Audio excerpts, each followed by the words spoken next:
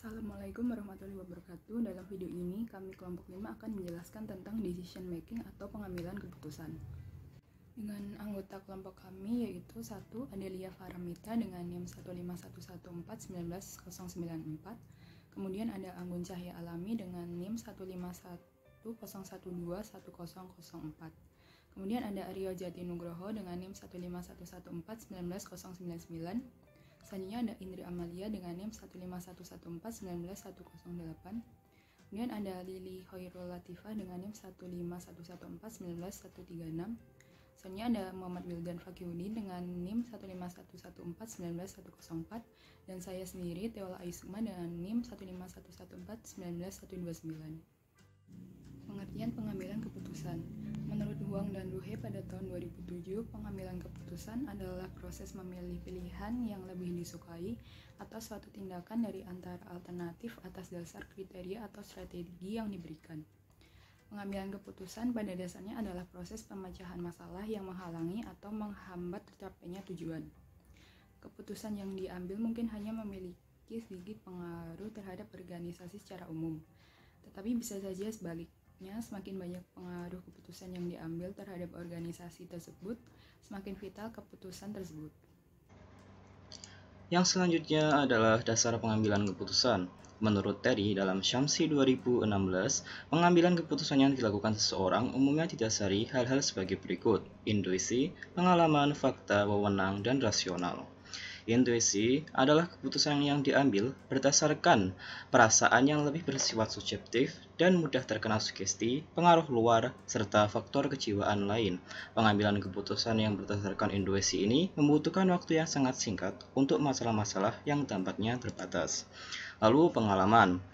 Yang berdasarkan pada pengalaman sangat bermanfaat bagi pengetahuan praktis, pengalaman dan kemampuan untuk memperkirakan apa yang menjadi latar belakang masalah dan bagaimana arah penyelesaiannya, sangat membantu dalam memudahkan pemecahan masalah. Yang selanjutnya yaitu fakta. Keputusan yang berdasarkan jumlah fakta, data, atau informasi yang cukup merupakan keputusan yang baik dan solid, namun untuk mendapatkan informasi yang cukup tersebut sangatlah sulit. Lalu, wewenang. Pengambilan yang berdasarkan wewenang biasanya dilakukan oleh pemimpin terhadap bawahannya atau orang yang lebih tinggi kedudukannya kepada orang yang lebih rendah kedudukannya. Pengambilan keputusan berdasarkan wewenang juga sering diasosiasikan dengan praktik diktatorial. Lalu yang terakhir adalah rasional. Keputusan yang bersifat rasional berkaitan dengan daya guna. Masalah-masalah yang dihadapi merupakan masalah yang memerlukan pemecahan rasional. Keputusan yang dibuat berdasarkan pertimbangan rasional lebih bersifat objektif. Faktor pengambilan keputusan. Keadaan internal. Keputusan yang memerlukan biaya, tetapi keadaan yang tidak mendukung akan mengurangi kualitas keputusan. Tersedianya informasi yang dibutuhkan. Suatu keputusan diambil untuk mengatasi masalah di dalamnya. Untuk dapat memecahkan masalah yang dihadapi, maka lebih dahulu harus diketahui sebab dan akibat masalah tersebut. Maka perlu pengambilan data yang ada kaitan langsung dan tidak langsung dengan masalah itu. Data-data tersebut kemudian diolah sehingga akhirnya menjadi informasi. Lalu ada keadaan eksternal. Pengambilan keputusan harus mempertimbangkan lingkungan luar. Keadaan atau lingkungan di luar dapat berupa ekonomi, sosial, politik, hukum, dan lain-lain. Lalu kepribadian dan kecakapan pengambilan keputusan. Tepat tidaknya keputusan yang diambil juga dapat tergantung pada kecakapan dan kepribadian pengambilan keputusan. Hal ini meliputi penilaian, kebutuhan, tingkat intelijensi, kapasitas, kapabilitas, keterampilan, dan lain sebagainya. Gaya pengambilan keputusan. Gaya pengambilan keputusan adalah bagaimana seseorang menginterpretasi, merespon, dan cara seseorang bereaksi terhadap situasi yang telah dihadapinya. Menurut Kusgan, terdapat 4 gaya pengambilan keputusan, yaitu sebagai berikut. Yang pertama adalah rasional. Gaya rasional ini ditandai dengan strategi sistematis dan berencana dengan orientasi masa depan yang sangat jelas. Para pembuat keputusan ini menerima tanggung jawab untuk pilihan yang berasal dari internal locus of control, dan aktif, disengaja, dan logis. Yang kedua yaitu intuisi. Gaya intuisi ini ditandai dengan ketergantungan pada pengalaman batin, fantasi, dan kecenderungan untuk memutuskan dengan cepat tanpa banyak pertimbangan ataupun pengumpulan informasi.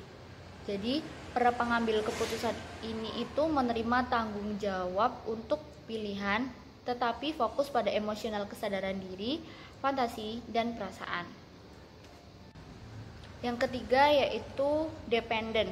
Gaya pengambilan dependen ini tuh menolak tanggung jawab atas mereka sendiri dan melibatkan tanggung jawab mereka kepada orang lain. Dalam artian lain, gaya keputusan ini tuh cenderung atas keputusan orang lain yang mereka anggap sebagai sosok figur otoritas seperti orang tua, teman, ataupun kerabat.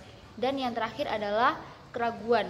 Gaya pengambilan keputusan ini tuh cenderung menghindari situasi pengambilan kepuasan ataupun tanggung jawab terhadap orang lain. Secara signifikan, orang yang ragu-ragu itu perlu lebih banyak waktu ketika harus memilih suatu pilihan. Tapi mereka juga lebih selektif dan kurang lengkap dalam mencari sebuah informasi. Baik, saya Adelia Faramita di sini akan menjelaskan tentang tujuan pengambilan keputusan. Jadi, tujuan pengambilan keputusan itu ada dua. Yang pertama yaitu tujuan pengambilan keputusan yang bersifat tunggal. Nah, tujuan pengambilan keputusan yang bersifat tunggal ini terjadi apabila keputusan yang dihasilkan ini hanya menyangkut satu masalah saja. Artinya, apabila keputusan tersebut diambil tidak ada kaitannya dengan masalah yang lain. Yang kedua yaitu pengambilan keputusan yang bersifat ganda. Nah, pengambilan keputusan yang bersifat ganda ini terjadi apabila keputusan yang dihasilkan ini menyangkut lebih dari satu masalah. Artinya apa? Artinya apabila keputusan ini diambil maka memecahkan dua masalah atau lebih. Nah, namun masalah ini itu tidak kontradiktif. Apa itu tidak kontradiktif? Yaitu tidak bertentangan. Nah, sekian dari saya. Penjelasan selanjutnya akan dijelaskan oleh teman saya. Sebelumnya perkenalkan dulu, saya Lili Latifah. Di sini saya akan menjelaskan tentang proses pengambilan keputusan. Menurut Kotler, jadi ada tahapan proses pengambilan keputusan sebagai berikut. Yang pertama, identifikasi masalah. Dalam hal ini, seseorang diharapkan mampu mengidentifikasi masalah yang ada di dalam suatu keadaan. Pengumpulan dan penganalisis data. Pengambilan keputusan diharapkan dapat mengumpulkan dan menganalisis data yang dapat membantu memecahkan masalah yang ada. Pembuatan alternatif kebijakan. Setelah masalah dirinci dengan baik dan disusun rapi, maka perlu dipikirkan cara-cara untuk pemecahannya. Pemilihan salah satu alternatif terbaik. Pemilihan satu alternatif yang dianggap paling tepat untuk memecahkan masalah tertentu dilakukan atas dasar pertimbangan yang matang atau rekomendasi. Dalam pemilihan satu alternatif, dibutuhkan waktu yang lama karena hal ini menentukan alternatif yang dipakai akan berhasil atau gagal. Dan yang terakhir, pelaksanaan dalam keputusan. Dalam pelaksanaan keputusan pasti ada pengambilan keputusan yang menerima dampak baik atau dampak buruk atau positif negatif. Ketika dampak negatif, pemimpin harus juga mempunyai alternatif yang lain. Karena pemantauan dan pengevaluasian hasil pelaksanaan setelah dijalankan atau setelah keputusan itu dijalankan, seharusnya seseorang dapat mengukur dampak atau keputusan yang telah dibuat. Terima kasih. Kemudian yang terakhir ada komponen dalam pengambilan keputusan. 1. Ada tujuan dari pengambilan keputusan. Kita harus mengetahui lebih dahulu apa tujuan dari pengambilan keputusan yang akan kita miliki. Kemudian kedua, identifikasi alternatif keputusan untuk memecahkan masalah. Mengadakan identifikasi alternatif yang akan dipilih untuk mencapai tujuan tersebut. Untuk itu perlu kiranya membuat daftar macam-macam tindakan yang memungkinkan untuk mengadakan pilihan. 3. Perhitungan mengenai faktor-faktor yang dapat diketahui sebelumnya atau di luar jangkauan manusia. 4. Sarana atau alat untuk mengevaluasi atau mengukur hasil dari suatu pengambilan keputusan. Adanya sarana untuk mengevaluasi atau mengukur keberhasilan dari pengambilan keputusan itu. Selanjutnya, alternatif keputusan dan peristiwa di luar jangkauan manusia itu perlu dirinci dengan menggunakan sarana atau alat untuk mengukur. Pengelolaan yang perlu dilakukan dari setiap alternatif kombinasi keputusan di luar jangkauan manusia tersebut. Baik teman-teman, selanjutnya saya akan menjelaskan kesimpulan mengenai pengambilan keputusan.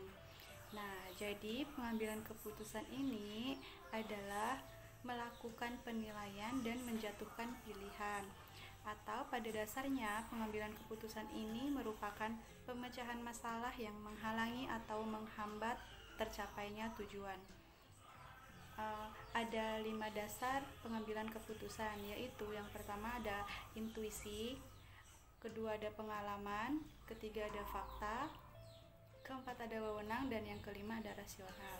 Kemudian pengambilan keputusan ini memiliki beberapa faktor. Yang pertama ada keadaan internal, kedua ada tersedianya informasi yang dibutuhkan, yang ketiga ada keadaan ekstern, yang keempat kepribadian dan kecakapan pengambilan keputusan.